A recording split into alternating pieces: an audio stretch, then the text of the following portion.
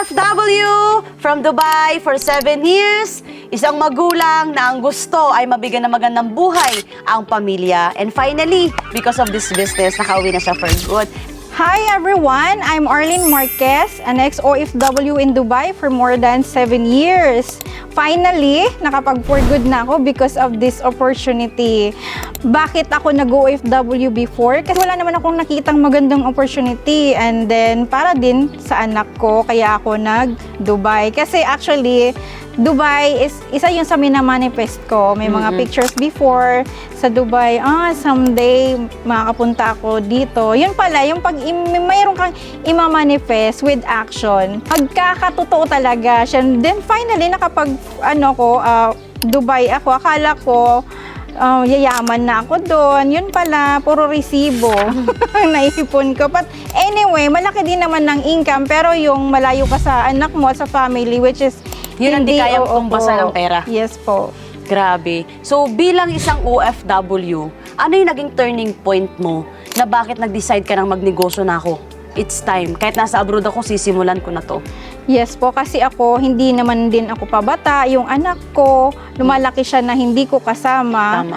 So, at this, kung itong business na to ay magbibigay sa akin talaga ng magandang growing finances at makakasama ko yung family. Kaya, nung nakita ko to, kahit wala akong pangkapital at the start, ginawan ko siya ng way. Kasi, what is the capital kung malaki naman yung ibabalik, malaki yung value na ibabalik sa'yo. Kaya naisip ko din talaga magnegosyo kahit first time ko. Tama. I do empty cup kasi may mga training naman na nagagawa dito sa community. That's right. Yes. Every day talagang imo-mold ka ng mga training. So gagaling ka talaga everyday. Lahat naman nagsimula sa walang alam. Like, nung estudyante tayo, di ba? Hindi naman din tayo magaling. Nag-aral din lang tayo para mag-learn. Magkano na yung total income mo doing this business?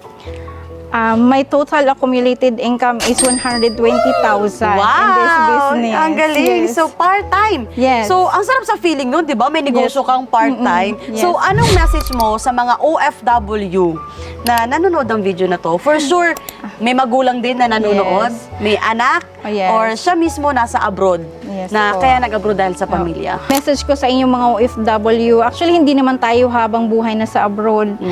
Yung health natin, hindi naman din tayo forever na pabata.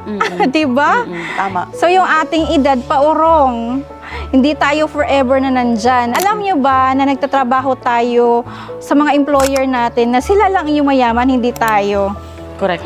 What if itry nyo to? Subukan nyo. Wala namang mawawala if itry nyo. Kailangan talaga may action. Correct. Ang business na to, need mo talaga i-work out. Hindi yung magpuputap ka lang ng capital, hahayaan mo siya. Huwag ka na lang sumali. Yung ganyan lang din, Totoo. di ba? Need Kaya mo nga- talaga i-work out. Totoo yan. Kaya maraming OFW ngayon na matalino na din. Yes. Nasa dami nilang experiences sa buhay, this time, pag meron silang papasukan na isang negosyo or sisimulan, definitely i-work out nila. Katulad mo, Yes. Ma'am Arlene. So, by the way, I know, nagtatanong ka na anong negosyo yan. Sige, itry ko, tingnan ko, and I'll decide. So, message me now, Ana Rose Argawan on my page, and I'll be happy to guide you. See you in my inbox.